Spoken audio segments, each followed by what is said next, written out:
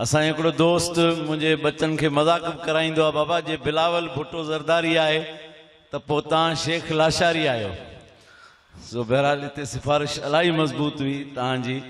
ऐं अलहमदिल्ला असांजा बलोच भाइर जिन सभई भाइर आहियूं, पर जेके असांजे हिन कोहिस्तान में दोस्त आहिनि मौजूदु, गबोल रिंद, उन्हनि हिन जलसे जे इंतज़ाम में हिन दफ़े असां हिन सॼे जलसे जे ख़र्च में कंहिंखे बि का तकलीफ़ का हिकिड़े रुपए जी बि न ॾिनी आहे। अलाह जे रज़ा जे लाइ सॼो पंहिंजो कयो अथऊं।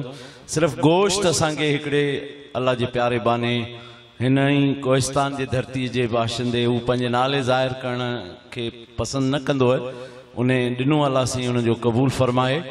बाक़ी लखों रुपयनि जो उहो बि हो, पर उहो हुन सॼो कयो। बाक़ी पूरो जलसे जो असां अब्बास फाउंडेशन जे नाले सां अल्लाह जे रसूल सल्लल्लाहु अलैहि वसल्लम जे इश्क़ ऐं मोहब्बत में पेश कयो। अल्लाह साईं क़बूल फ़रमाए।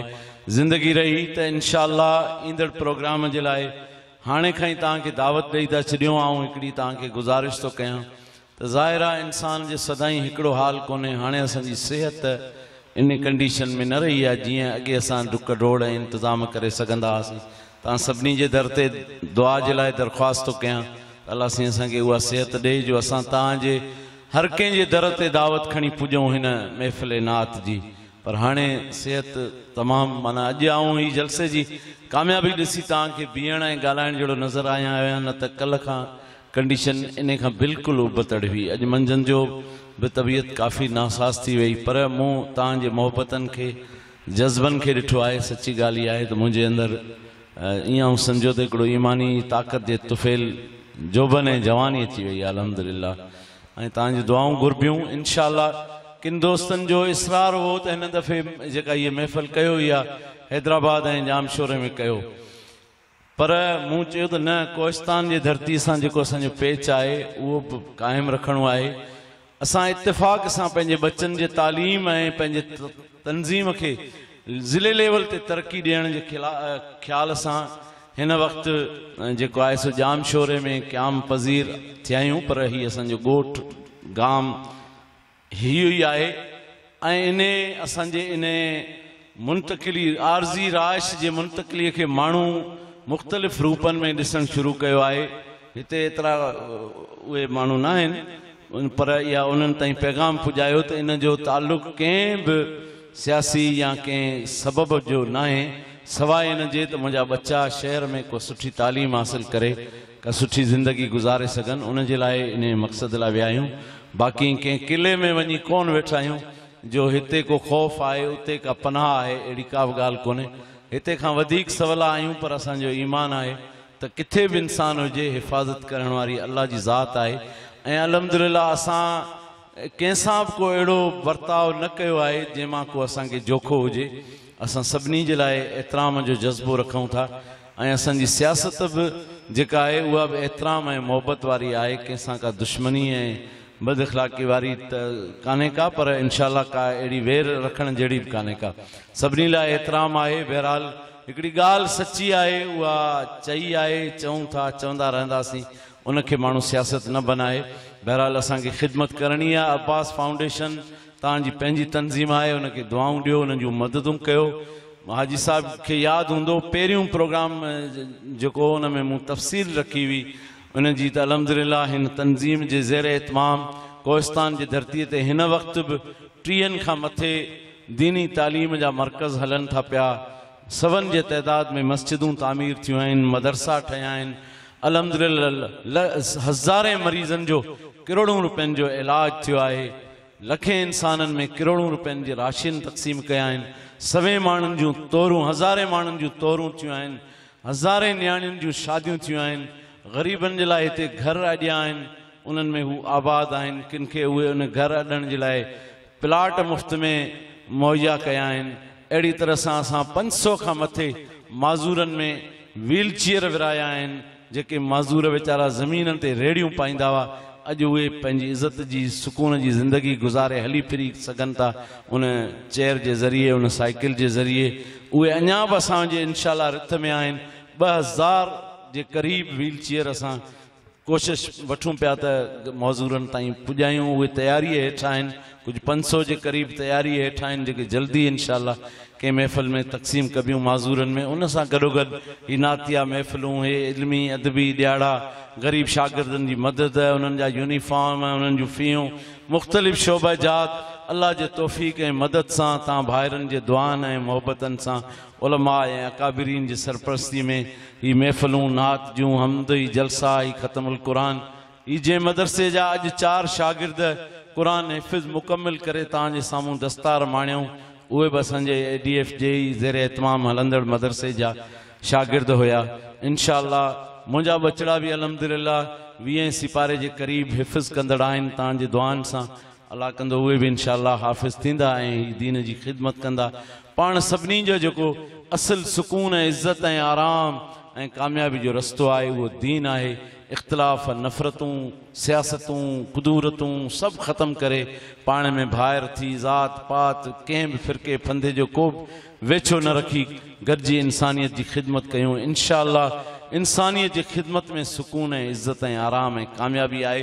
ऐं इन ॻाल्हि खे थोरो अञा बि क़ुरान और हदीस जे रोशनी में वाज़े तव्हांजे साम्हूं रखण जे लाइ जंहिं अज़ीम हस्ती खे आऊं दावत थो ॾियां असांजे दरमियान में।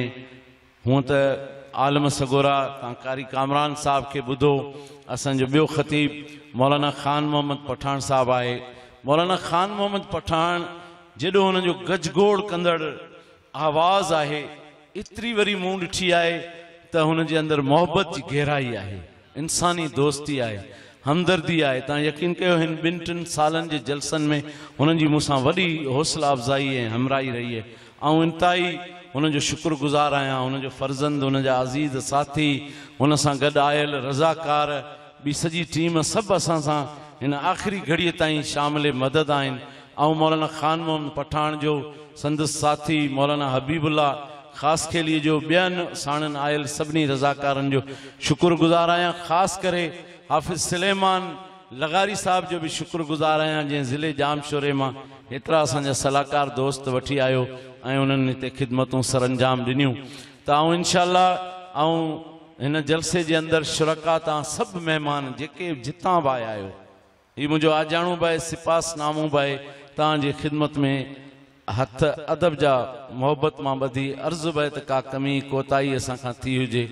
अणॼाण आहियूं, असां वटि हिते जमाती डिसिप्लिन निज़ाम थोरो कमज़ोर आहे। असीं अहिड़े आबादीअ में बाशिंदा आहियूं, टिड़ियल पखिड़ियल आबादी आहे। इन में असांजो थोरो अञा इब्तिदाई नमूने जो सिस्टम आहे, उन में कमियूं कोताहियूं ज़रूरु असां खां तव्हांजी ख़िदमत में तवाज़े में ख़ातिर तवाज़े में के बि थियूं हुजनि, उन लाइ आऊं तव्हां खां माज़रत खां आहियां। अल्लाह तव्हांखे ख़ुशि रखंदो, रब साईं तव्हां खां राज़ी थींदो। इंशाअल्लाह ज़िंदगी रही, सिहत रही त हाणे प्रोग्राम जेको कंदासीं उहो डबल थींदो। बस असांजा त एडवोकेट बि जेके डॉक्टर, एडवोकेट, प्रोफेसर ऐं हींअर यूनिवर्सिटी जे पाड़े में रहां तो यकीन कयो हुते अहिड़ा दीनदार माण्हू माशाअल्लाह यूनिवर्सिटी में बि पैदा थी विया आहिनि, जेको एॾो उन्हनि जे अंदरि ख़ुलूस ऐं मोहबत आहे। उते वॾियूं मस्जिदूं आबाद आहिनि, सिंध यूनिवर्सिटी हाउसिंग सोसाइटी जे अंदरि रहूं था। एतिरा प्रोफेसर, लेक्चरार, शागिर्द माशाअल्लाह सॼी सिंध जा, माना ईअं सम्झो असीं अॼु रुगो सॼी सिंध सां गॾु न वेठा आहियूं, पर असीं रोज़ाना सॼी सिंध सां गॾु वेठा आहियूं। सिंध जो को अहिड़ो ॻोठ ऐं गाम न आहे जिते जो को शागिर्द ऐं उस्ताद असांजे सिंध यूनिवर्सिटी ऐं मेरान यूनिवर्सिटी में न हुजे। त माशाअल्लाह इहा रिफ़ाक़त असांखे हुते मिलियल आहे। असां उन्हनि दोस्तनि जे ज़रिए इंशाअल्लाह सॼी सिंध में पंहिंजे ख़िदमत जे कम खे वधाईंदासीं। ऐं अनक़रीब इज्तिमाही शादियुनि जो प्रोग्राम बि रिथ में आयो आहे।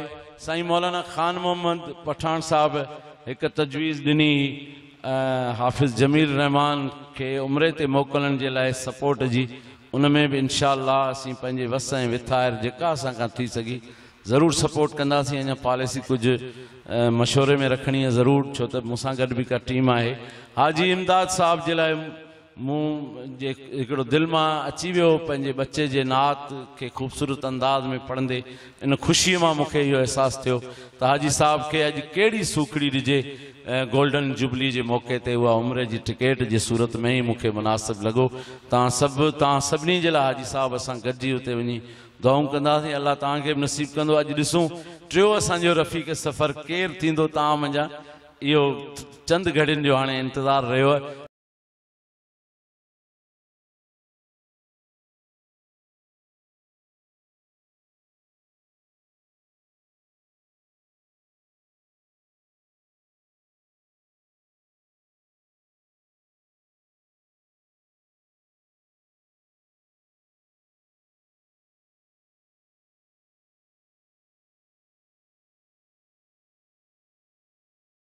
हाणे हाफिज शाहजहान खास के लिखे मोहतरम अलहाज इमदादुल्ला फुल पोटो साहब दस्तार कराइंदा।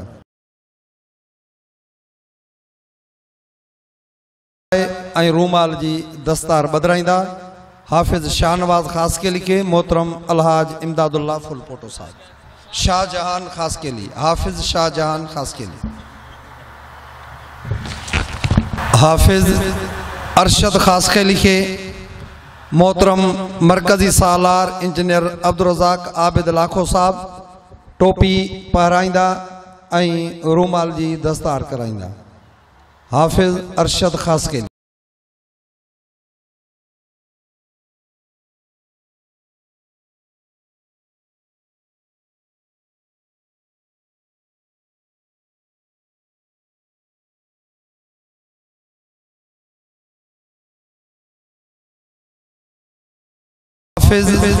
जुबैर अहमद खास के लिखे टोपी पहराइंदा ऐं दस्तार बदराइंदा मोहतरम शहीद इस्लाम जा बिरादर मोहतरम कारी जावेद साहब। कारी जावेद अहमद सुमरो साहब